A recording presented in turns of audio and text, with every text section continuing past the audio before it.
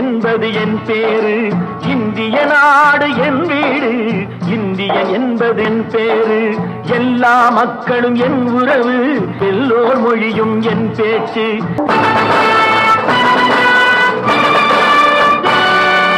எங்கு பிறந்து எங்கு வளர்ந்தும் எல்லா